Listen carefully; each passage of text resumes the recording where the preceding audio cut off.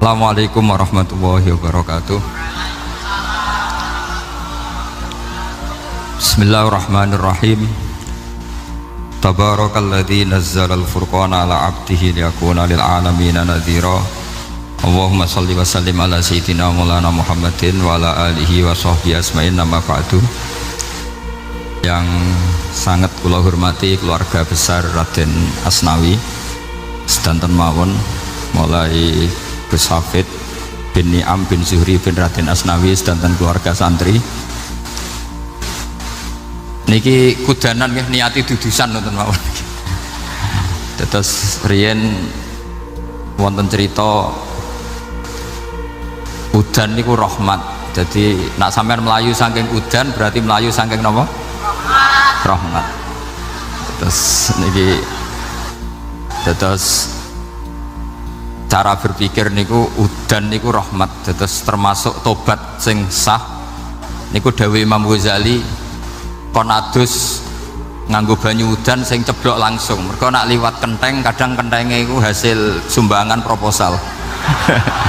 Terus mpun sing langsung mawon, sing liwat plastik mpun mboten mandi niku. Mboten mandi niku sing niku mau sama niku. Terus dulu di antara syaratnya tobat niku dawuh Imam Ghazali niku adus udan sing perawan, maksudnya sing asli ceblok saking putih langit niku langsung sampean nombe. Nak tepak nggih tobat, nak mboten tepak nggih lara niku. Mergi asli. Terus kula matur nuwun sanget jenengan hormat teng Raden Asnawi. Beliau sekarang generasi keempat ya, wonten sing generasi ketiga. Nasab kula kepanggih Raden Asnawi teng Asnawi sepuh. Terus Mbah Raden Asnawi gadah bah namine Abdullah Husnen, terus Ibu Ayu Sofiah niku binti Asnawi sepuh. Kula buyut kula kandung damaran niku Hafsah binti Maksum bin Soleh bin Asnawi sepuh. Kenapa saya cerita zuriyah gitu? Terus satu peradaban, gini bahasa Indonesia mohon ya, kersane gaul. Satu peradaban itu yang bisa bangun itu dzurriyah itu komunitas gen. Meskipun nanti komunitas gen itu bisa disadap atau dibajak oleh orang-orang yang tidak gen, jadi agak ilegal tapi itu sah. Karena sampean bisa misalnya kalah nasab sama saya, misalnya bilang nanti ketemu di Nabi Adam saja Gus gitu. Nanti pasti kita ketemu di siapa? Nabi Adam.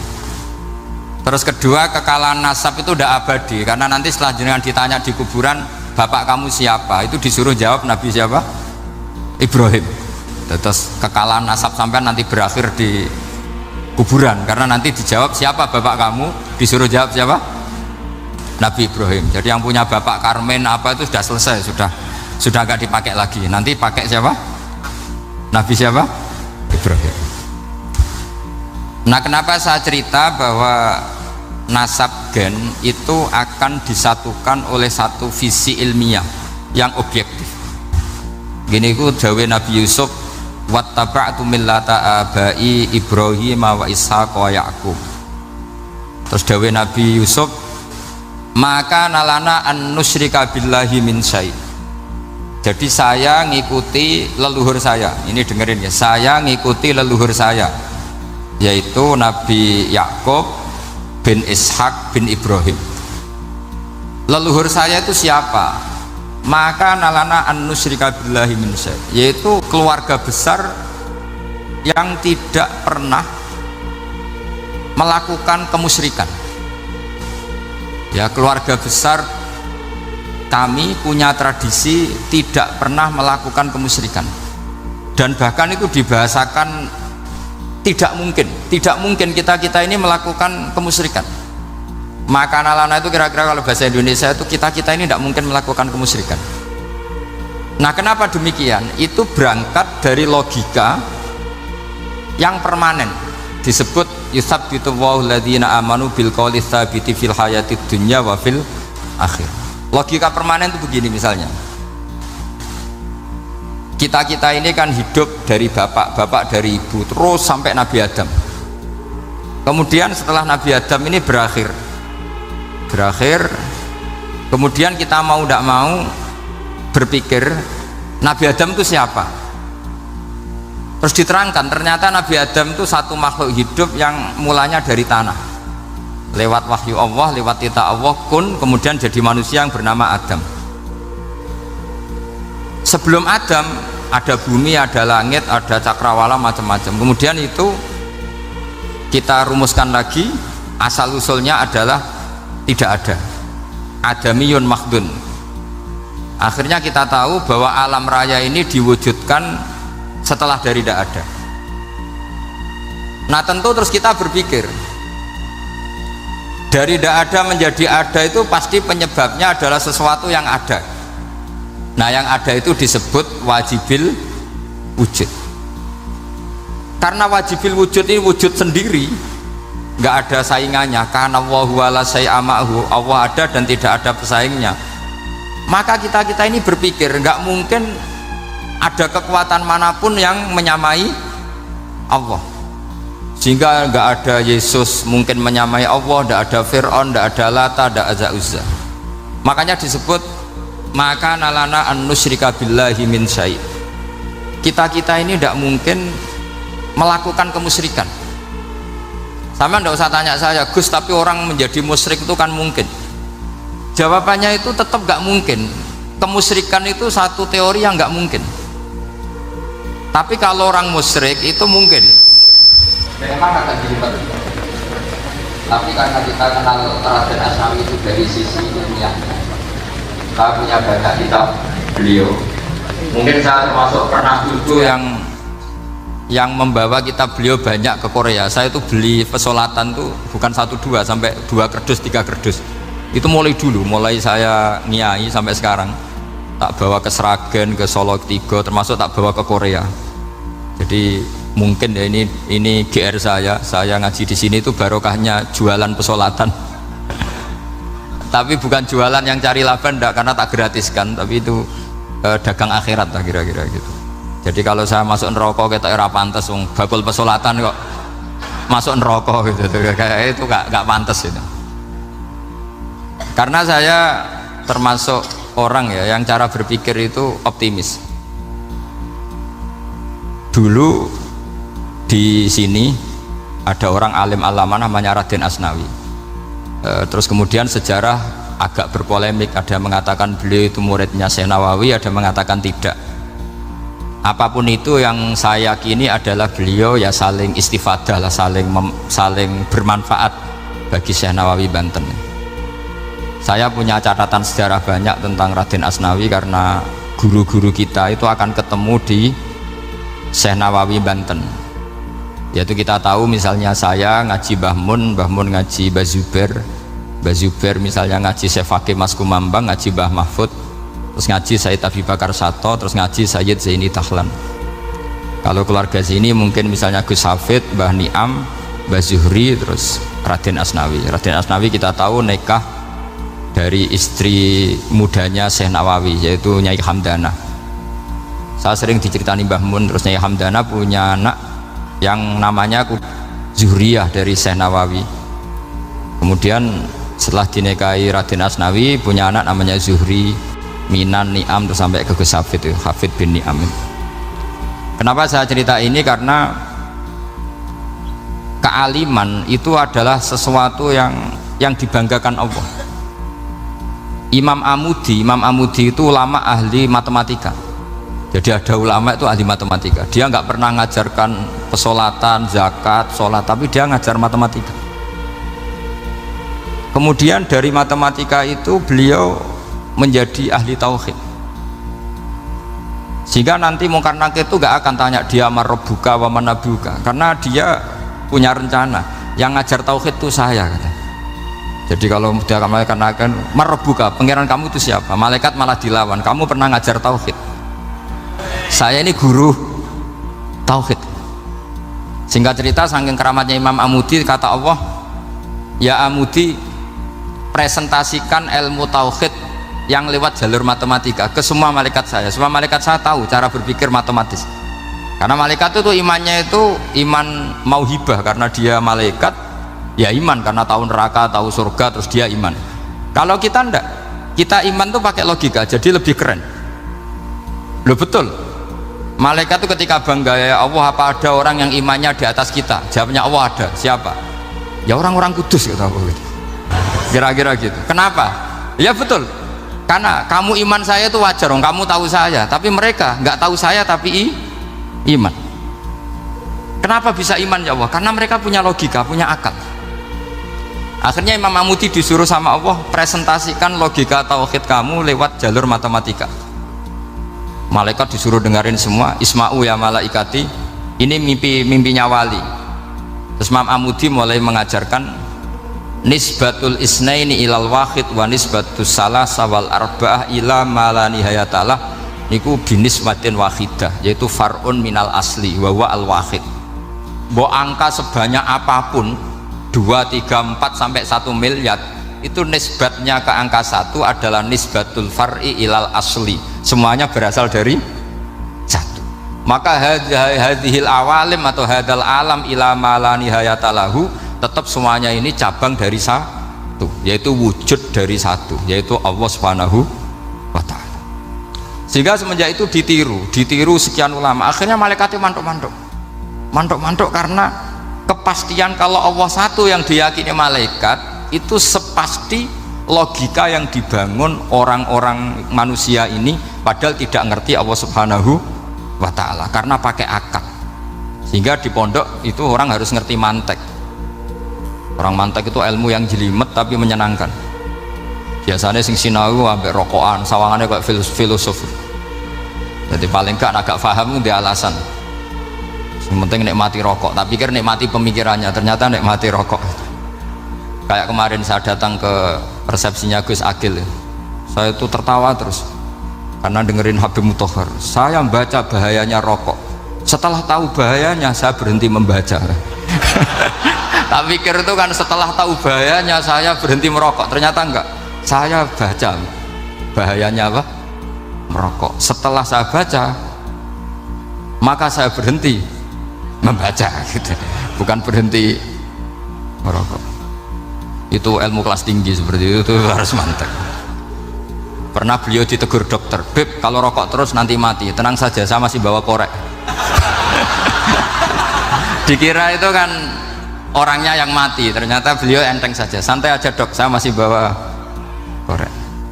Jadi saya bukan nyarankan santai rokok, tapi orang rokok itu memang punya logikanya sendiri. Kalau Banafek Hajen itu masih pernah bahasa juga, karena Banafek juga turunan Mbah Mutamakin. Hak rokok itu haram tau ora? Nak cara kula darani haram sebuti bah. Lah iya, nak haram ya bener aku. Mulane tak obong, barang haram apike diobong. Jadi saya sama orang-orang sepuh itu tidak pernah menang. Jadi apa ya? Mereka itu orang yang sudah lama, gimana ya, mau dikatakan bulat itu ya, tapi memang nggak pernah kalah mereka. Ada satu kiai masih misananya Banafek, ini rokok 2 katanya. Bagi yang nggak ngerokok berarti membiarkan 2 haram masih. Bagi yang merokok berarti mengurangi haram. Kalah lagi saya. Jadi saya tuh pernah dibully 2 mbah saya, karena 2 mbah saya ini rokok semua. Akhirnya saya sing nom ngalah gitu, karena saya tidak mungkin bilang sing waras ngalah karena kalah sepuh gitu. Jadi ya sudah, mau tidak mau harus bilang sing nom kalah. Tapi yang penting itu kita mendengar. Jadi ternyata sepinter-pinternya kita itu mesti kalah pinter sama yang sepuh-sepuh itu. Jadi kalau tahu bahayanya rokok lewat membaca ya harus berhenti merokok. Berhenti membaca katanya. Nah malaikat ini cerita lagi malaikat. Saya memang dari awal niat hormat Raden Asnawi karena buyut-buyut beliau itu ketemu di buyut saya. Saya ini turunan Mbak Asnawi sepuh. Terus cuma buyut saya itu nikah Lasem, terus saya keceluk cucunya keluarga Lasem. Sebenarnya saya juga cucu Kudus. Tapi terus alhamdulillah sekarang kembali karena buyut saya menyuruh saya ngajar di Damaran, terus sampai sekarang saya ngajar di Damaran. Tapi buyut saya itu masih lahir di Damaran. Namanya Mbak Hafsah, itu Hamsah binti Maksum bin Soleh bin Asnawi sepuh. Sama seperti nasab di sini Raden Asnawi, Mbak Abdul Husnan, terus Nyai Ayu Sofiyah, terus Mbak Raden Asnawi. Saya mau cerita, jadi ilmu itu lebih keren kita.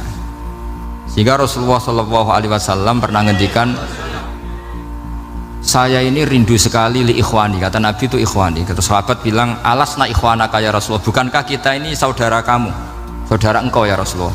Tidak, antum ashabi, kamu itu sahabat saya. Siapa teman-teman kamu itu ya Rasulullah? Yaitu kaumun yang tidak melihat saya kemudian iman kepada saya. Jadi mereka seperti kita semua di Kudus ini tidak melihat Rasulullah SAW, tapi iman sama Nabi. Dan ketika malaikat yubahi bikum malaikah, Allah bangga dengan malaikatnya, membanggakan kita. Sampai malaikat tuh sentimen, kok bisa ya Allah? Ya karena tadi kamu iman sama saya wajar, karena kamu melihat surga, melihat neraka, melihat aras. Sementara orang Kudus coba ngelihat apa? Paling simpang 5 apa simpang 7 itu. Tapi imannya nggak kalah dengan malaikat. Kenapa nggak kalah? Karena tadi kita diajarkan bahwa nisbatul isnaini wassalasah wal arba'ah ila ma la nihayatalaha itu sama-sama nisbatul far'i ilal asli. Tetap yang asli adalah angka 1. Jadi nggak mungkin aslu hadhil asya nggak dari Allah, itu nggak mungkin, tetap dari zat yang satu. Kemudian tentu ini bukan nisbatul walad ilal walid, anak ke bapak, tentu enggak, tapi nisbatul khaliq sama makhluk. Tapi apapun itu pasti satu. Sehingga Imam Amudi akhirnya masuk surga lewat jalur itu, tidak usah lewat pertanyaan man rabbuka wa man nuka. Kelasnya disuruh ngajar malaikat. Saya punya rencana jadi pengajar malaikat nanti itu kan. Jadi orang-orang Kudus yang dapat barokahnya Raden Asnawi nanti jangan mau kalau ditanya man rabbuka wa man nuka. Kelasnya itu harus apa? Jadi gurunya malaikat. Karena bapak kita Nabi Adam tuh keren. Nabi Adam itu adalah orang yang disuruh Allah, dipresentasikan, dibanggakan Allah di depan para malaikat. Ketika ada malaikat yang agak hasut, tapi itu tidak malaikat papan atas, malaikat yang kebanyakan, itu kan agak gak terima Nabi Adam jadi apa? Khalifah. Sampai malaikat ini usul ataj'alu fiha ma yufsidu fiha wasfikut. Makanya kalau saya protes sama malaikat itu malaikat yang ini, bukan Jibril sama Israel. Kalau protes Israel bahaya, bisa dihabisin. Saya pernah ditanya seorang kiai, Gus jenengan gojlok malaikat kok berani? Ya karena malaikat yang jenis ini pernah gojlok Nabi siapa? Adam. Nggak percaya kalau Nabi Adam itu layak mimpin, sampai protes ataj'alu fiha may yufsidu fiha wasfikut dima. Tapi apa yang terjadi? Allah mengajarkan satu ilmu di Nabi Adam, kemudian disuruh meresentasikan. Qala ya Adamu ambihum bi asma'ihim. Adam, coba kamu presentasikan ilmu kamu. Setelah Nabi Adam fasih mempresentasikan ilmu, kata Allah, kamu bisa enggak sepinter Nabi Adam? Enggak bisa ya Allah. Makanya sudah saya bilang ini a'lamu malah, saya lebih tahu siapa yang layak mimpin. Jadi layak mimpin itu pertama harus kuwatul ilm, ilmunya itu harus kuat. Nanti saya akan cerita hubungannya Raden Asnawi dengan Syekh Nawawi. Apa itu hubungan teman, apa murid guru, itu memang masih jadi polemik sampai sekarang. Kalau saya ya keyakinan saling istifadal. Ini bahasa netral, tidak murid guru tapi saling apa? Istifadah. Kata Syekh Nawawi dalam tafsir Munir itu, ilmu itu nomor 1. Sehingga beliau setiap ada ayat fa inna hizballahi humul ghalibun, beliau pasti menafsiri bil hujjah wal barohin la bis saulah. Saya masih ingat betul takbirnya, memang saya hafalkan. Tapi bukan untuk modal pidato, bukan modal sebagai wong alim. Kalau pidato gampang, pidato itu semua orang bisa. Kalau jadi orang alim itu tidak gampang, lebih susah lagi wong alim berpidato. Itu kalau nggak pernah mbah saya tidak mau. Karena memang saya terkenal nggak suka pidato. Satu memang nggak bisa, nomor 2 tidak ingin, nomor 3 ya rugi. Karena pidato itu nasib-nasiban itu. Kalau nasib baik kamu tidak paham itu, wah Gus Ba ilmunya tinggi sehingga kita tidak paham itu kalau nasib baik. Kalau nasibnya ada baik, nak ngendikan bulat sama itu tepak-tepakan. Dan Syekh Nawawi itu benar, Raden Asnawi juga benar, semua guru-guru kita benar. Karena agama ini sebetulnya bukan masalah negara, tapi masalah logika yang sehat. Uni Soviet itu pernah mengkooptasi Uzbek, Ceknya, Tajikistan, itu 100 tahun. Orang dipaksa ateis. Tapi orang-orang Uzbek, saya sering ketemu lama Uzbek, kadang ketemu di Korea, kadang di Malaysia. Orang-orang Uzbek itu punya basement di bawah tanah. Kemudian di bawah tanah ini mereka ngajarkan tauhid. Ngajarkannya ya gampang. Misalnya ini sesuatu yang ada, iya ini. Ini ada penciptanya enggak? Ya ada. Siapa? Tukang katanya. Yang penting itu enggak ada logika bahwa sesuatu yang ada disebabkan oleh ketiadaan. Lah orang komunis, orang ateis itu orang yang mengatakan alam ini didahului oleh nihilisme, oleh adamiyah. Masuk akal enggak sesuatu yang ada, penciptanya sesuatu yang tidak ada. Sehingga orang anak-anak Uni Soviet itu enggak pernah kepikiran membenarkan ateis, itu enggak pernah. Bareng Uni Soviet ada itu Glasnost Perestroika itu kemudian hancur, semuanya langsung menjadi negara Islam, termasuk Uzbek, Tajikistan, karena diajari ilmu, bahwa ilmu itu yang nggak pernah kalah oleh negara. Sehingga saking pedenya Rasulullah SAW ketika Sulhul Hudaybiyah, ini agak jelimet tapi gampang dicerna. Sulhul Hudaybiyah itu satu perjanjian yang semuanya merugikan Rasulullah, yaitu kalau orang kafir masuk Islam disuruh kembalikan ke kafir, karena kafir itu bagi mereka habitat, Islam itu hal yang baru. Tapi kalau orang Islam menjadi kafir nggak boleh kembali Islam, berarti kembali ke habitat. Semua perjanjian itu merugikan, sampai masyhur Sayyidina Umar protes ke Rasulullah, jenengan masih nabi. Itu kan ekstrim, tanya, jenengan sampai sekarang masih nabi? Ya, saya masih nabi. Kenapa tanya demikian? Karena semua perjanjian merugikan Islam, menguntungkan orang apakah? Kafir. Semua sahabat sebetulnya persis Sayyidina Umar protes, kecuali Abu Bakar. Lama-lama akhirnya di antara perjanjian itu berbunyi begini, tapi saya minta satu hal, orang boleh mendiskusikan Islam tanpa tekanan. Itu saja permintaan Nabi. Orang boleh mendiskusikan Islam secara bebas, tidak tertekan. Karena orang-orang kafir melihat itu hal yang biasa, ya nggak masalah Muhammad. Akhirnya orang diskusi, Islam itu apa sih? Islam itu orang yang menuhankan Allah. Allah itu siapa? Zat yang menciptakan langit dan bumi.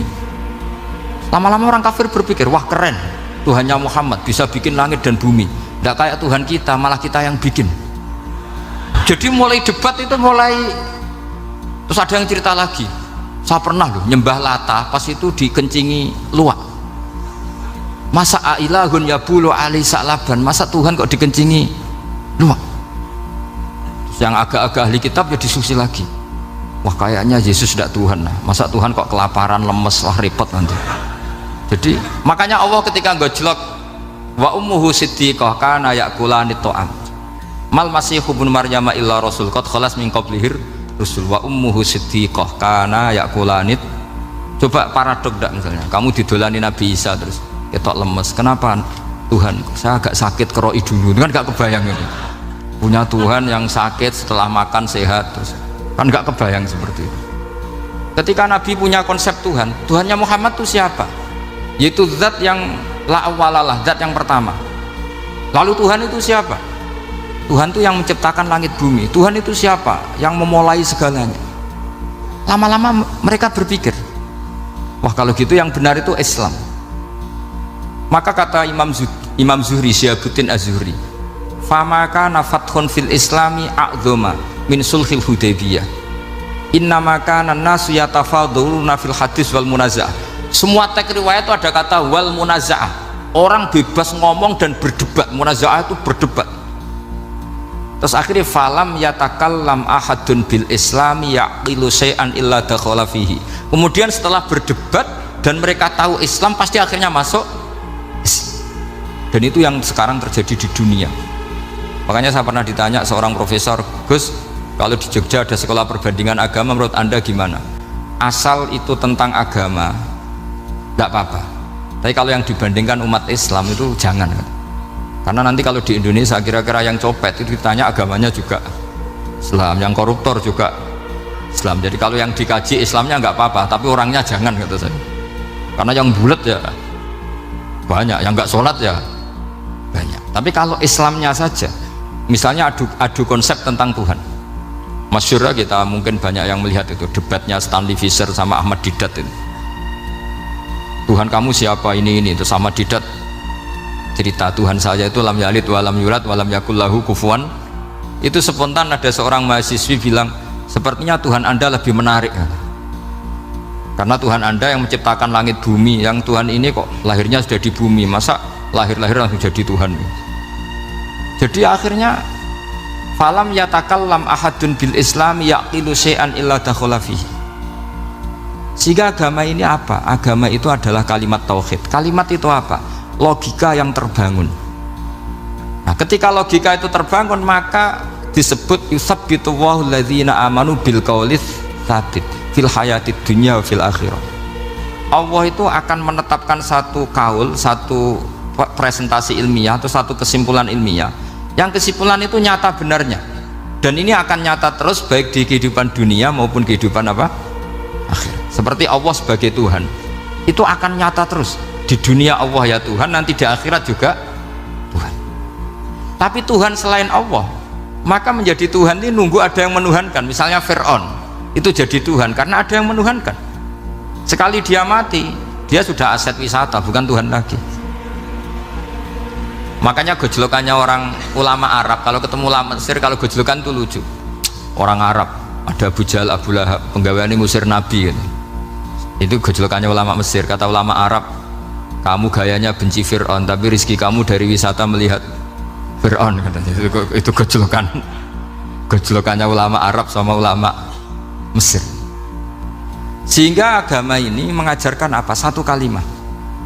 Makanya kamu harus belajar mantek. Dulu Raden Asnawi ya pengajar mantek. Dulu buyut saya di sini Mbah Fauzan, abahnya Mbah Pah itu, mbahnya itu juga pengajar mantek. Karena di antara yang diceritakan Allah itu wa ja'alaha kalimatam baqiyatan fi aqibih. Tugas utama Nabi Ibrahim adalah menjadikan satu logika. Kalimah itu logika. Itu menjadi logika yang abadi. Baqiyah itu abadi. Fi aqibih, di anak turunnya Nabi Ibrahim. Misalnya begini, saya beri contoh ya. Misalnya saya mengatakan teh ini hitam. Itu menjadi kalimah. Kalimah karena diucapkan. Tapi tidak menunjuk hakikat karena tehnya berwarna apa? Kuning. Sehingga Quran kalau menyalahkan orang kafir itu ngendikannya kaburas kalimatan takhruju min afwahihim. Omongannya orang kafir itu menjadi kalimat karena diucapkan dari mulutnya.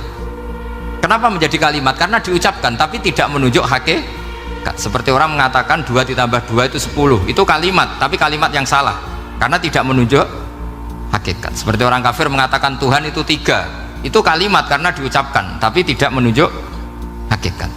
Tapi ketika seseorang mengatakan Allah itu Tuhan, Tuhan itu satu, itu disebut kalimatu haqqin 'alaiha nahya wa 'alaiha namut. Temriki tahlilane wa 'alaiha napa wa biha? Wa 'alaiha napa wa biha?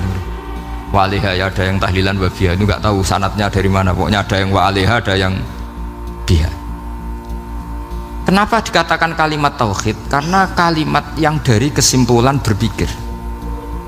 Dan agama ini dibawa Nabi Ibrahim itu untuk membawa kalimat tauhid.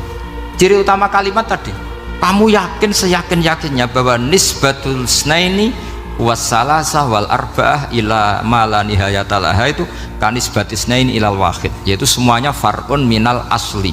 Aslinya adalah wahid. Sehingga di kitab, saya pernah ngaji Mbah Mun, namanya kitab Al-Husunul Hamidiyah. Itu dikarang oleh ulama-ulama sekarang, itu diajarkan di MGS. Ini mbah-mbahnya Gus Akil, pendirinya madrasah MGS. Itu ada gambarnya di situ. Di situ ada gambar piramida, ada gambar hewan, ada gambar pohon. Kata yang ngarang, gambar sedetail ini, sejelimet ini dimulai dari nuqtah wahidah. Tetap dimulai dari satu titik. Dan ini disebut nuqtatil wujud. Jadi mbok orang kudus sebanyak ini tetap dimulai dari satu orang, yaitu Adam. Adam dimulai dari ketiadaan. Lalu siapa al-mujid? Pewujudnya siapa? Hanya Allah Subhanahu wa ta'ala. Sehingga ulama-ulama termasuk Syekh Nawawi itu paling suka ngendikan semua makna Quran dikumpulkan di Fatihah, Fatihah dikumpulkan di Bismillah, Bismillah dikumpulkan di Ba, karena di Ba itu ada titik nuqtatil wujud, yaitu disingkat bi kana makana wa bi yakunu ma yakun. Karena saya, kata Allah, semuanya akan ada, dan karena saya yang enggak ada, semuanya suatu saat ada. Disebut nuqtatil wujud.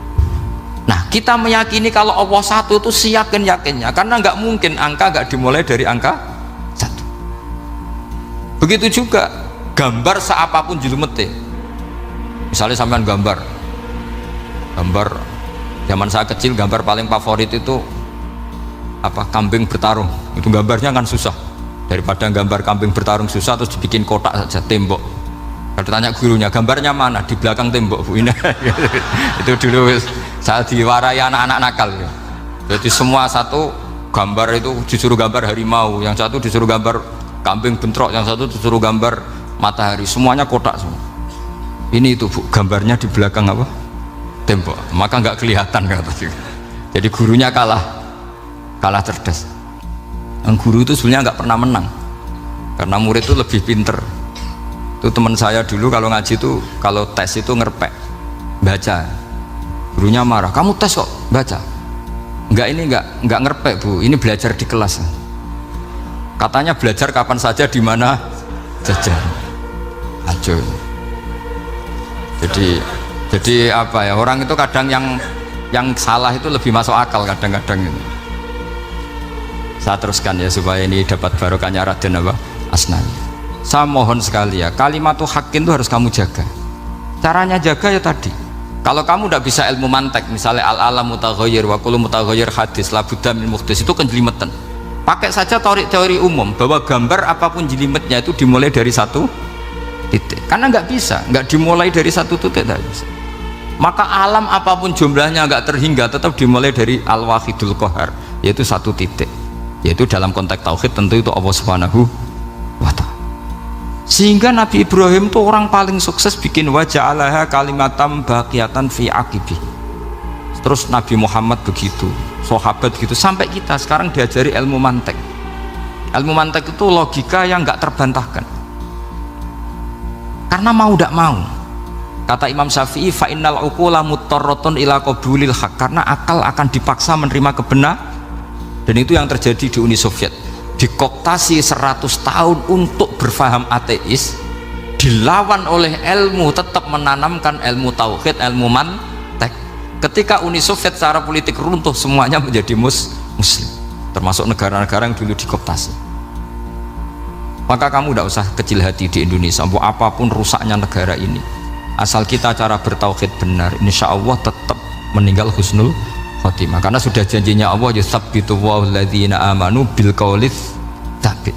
Sing jelas itu nomor satu tuh al qaulits tsabit. Memang itu logika yang masuk akal.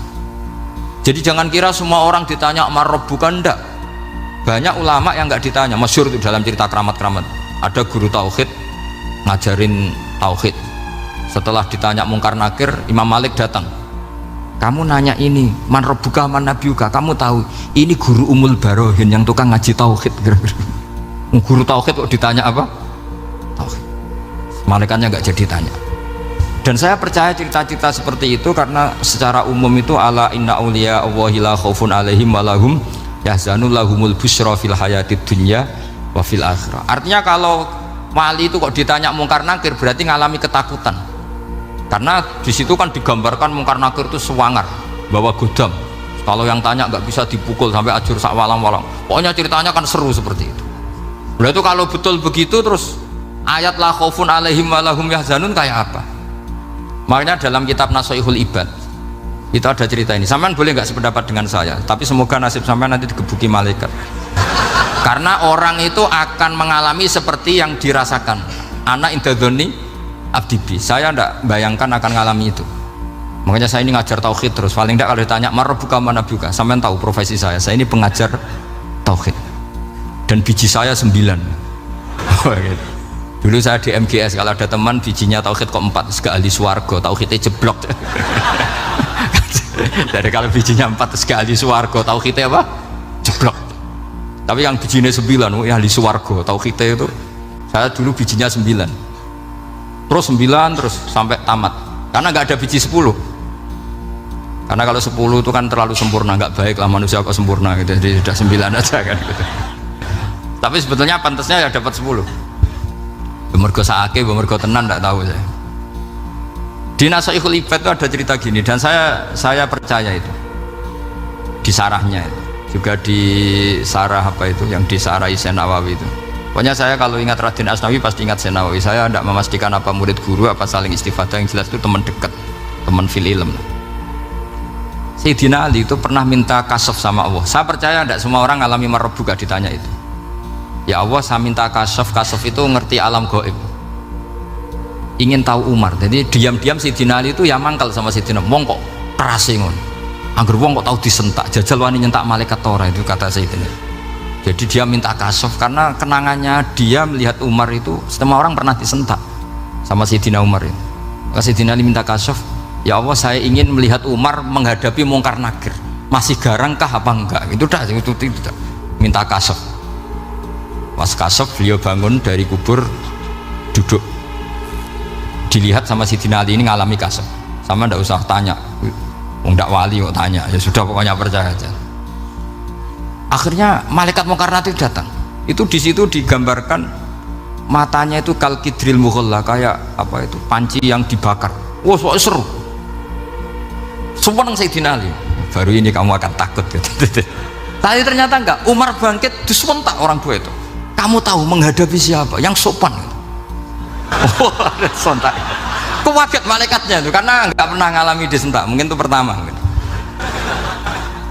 Kok kaget.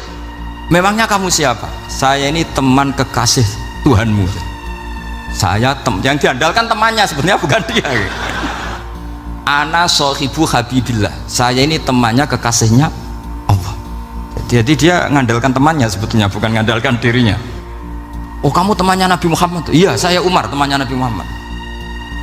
Kamu harus hormat sama temannya kekasih Allah. Wah terus semulai itu akhirnya matur Allah, ya Allah apakah prosedur seperti ini bisa dinego? Terus sama Allah, oh iya katanya, kamu kalau menghadapi kekasih saya ya jangan seperti itu katanya. Semenjak itu beliau sopan santun, dua Mungkar Nakir gitu. Jadi ini berita gembira. Jadi sebetulnya itu enggak, tapi kita ini kan nggak punya nyali nyentak Mungkar Nakir. Semoga dengan gelar kita doktor tafsir, doktor tauhid gitu, atau paling nggak guru kudsiyah tauhid gitu, atau siswa terbaik dalam materi tauhid, itu harus kamu bawa status. Jadi sehingga nanti ini saya ranking 1 tauhid, masa masih ditanya marbuka waman nabiuka. Dan itu menurut saya sah.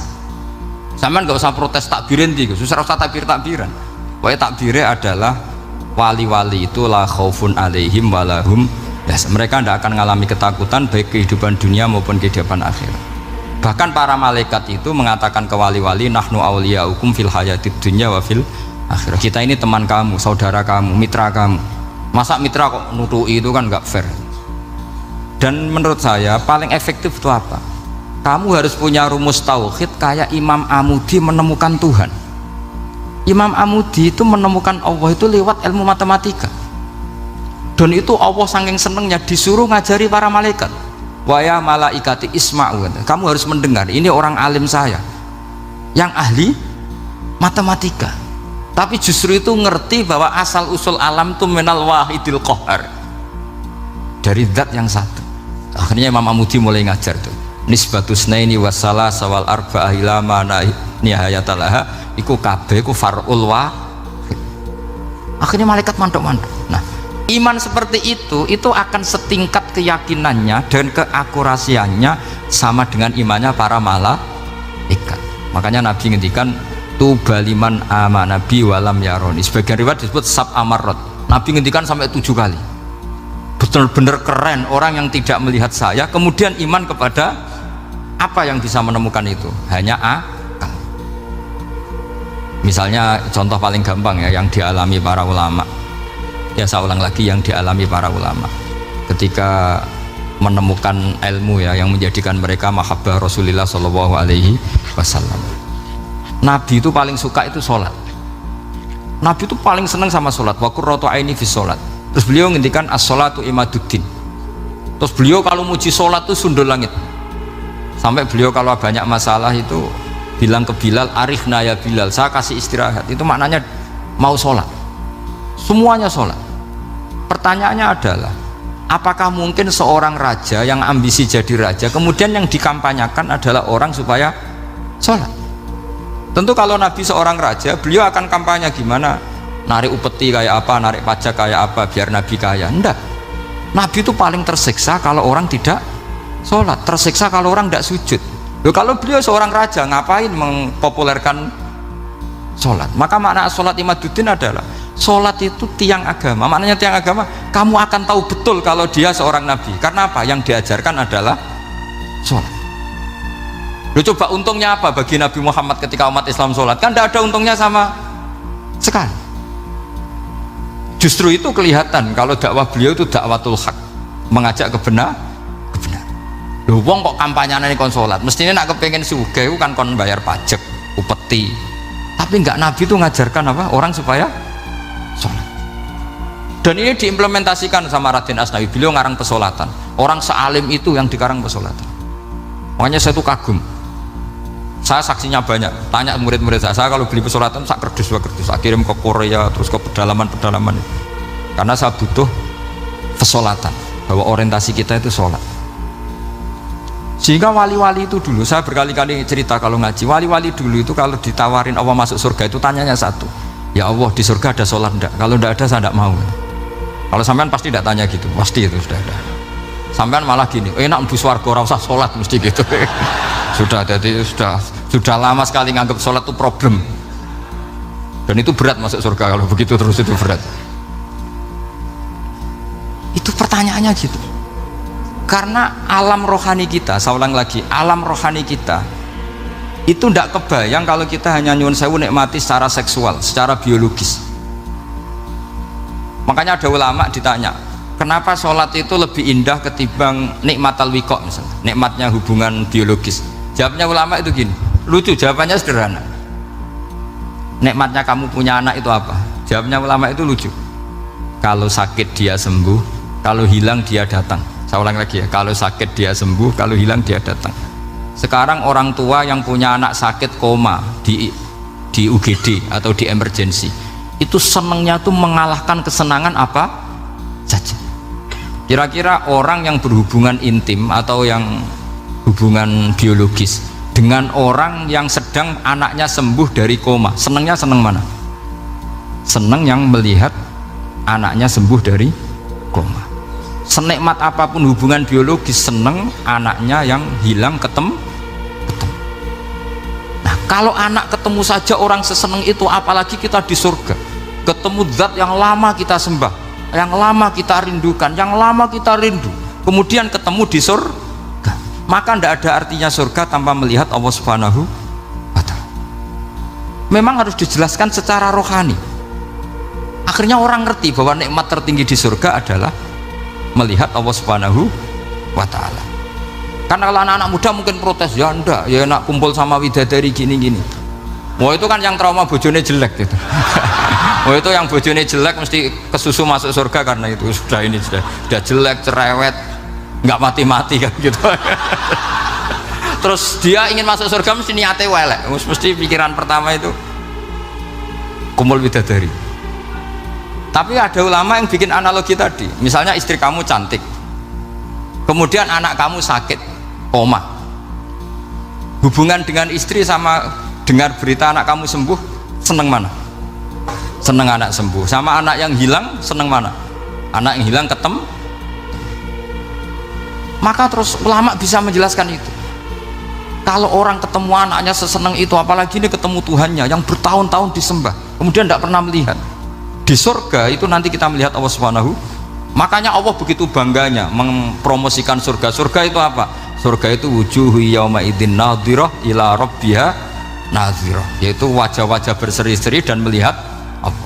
Itu tanpa dijelaskan seperti ini Anda akan janggal, enaknya di mana? Tapi setelah dijelaskan detail gini oleh ulama, maka kita akan tahu an-ni'matul uzma sing enggak ada perbandingannya adalah nikmat masuk apa?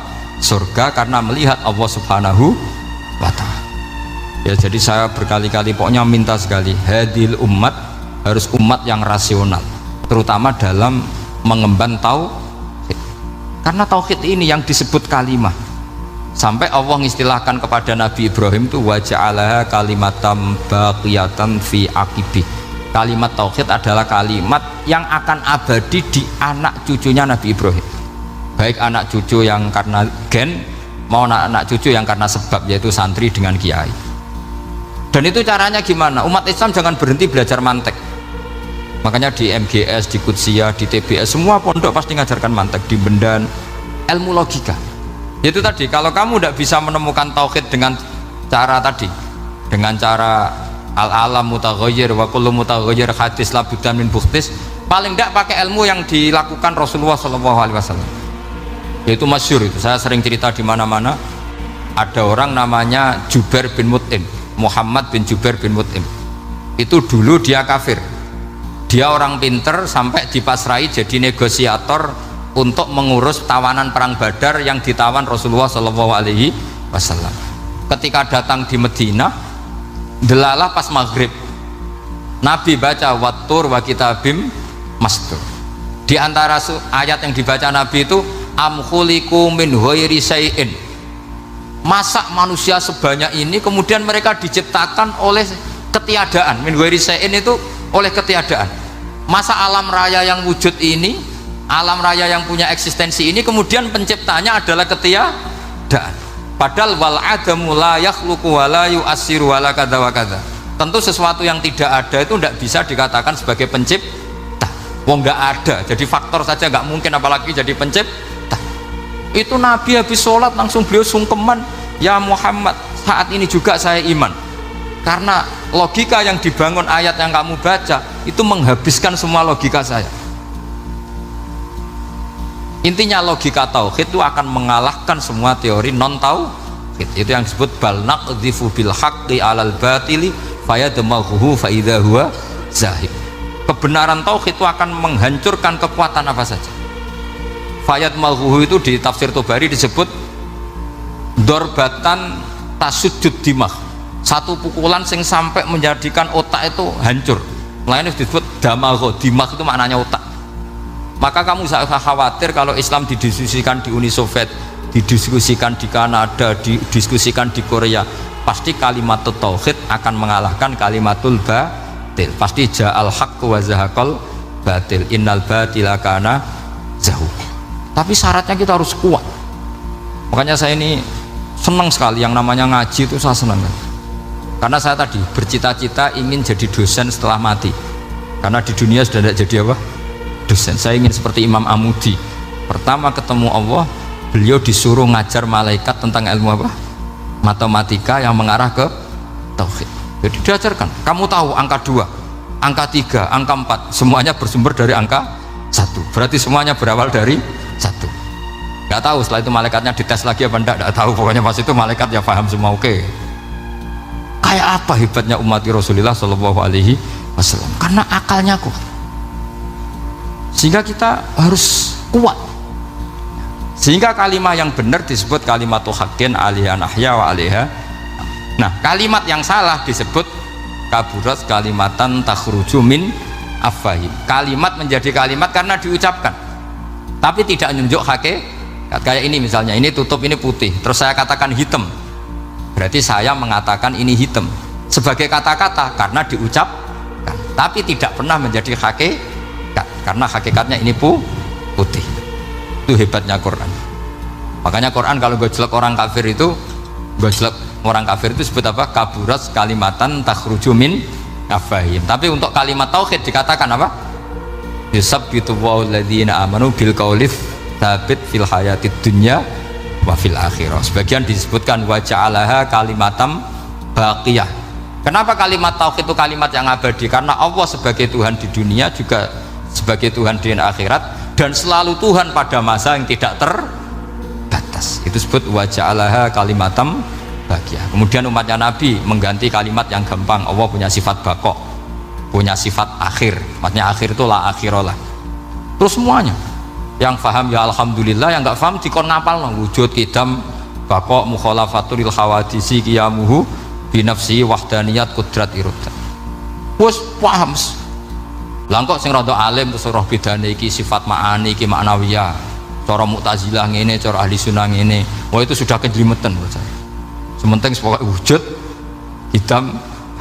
Nah, kenapa pertama yang disebut wujud? Karena yang membedakan kita dengan faham ateisme itu ya sifat wujud, yaitu mereka mengatakan alam raya ini dimulai dari ketiadaan.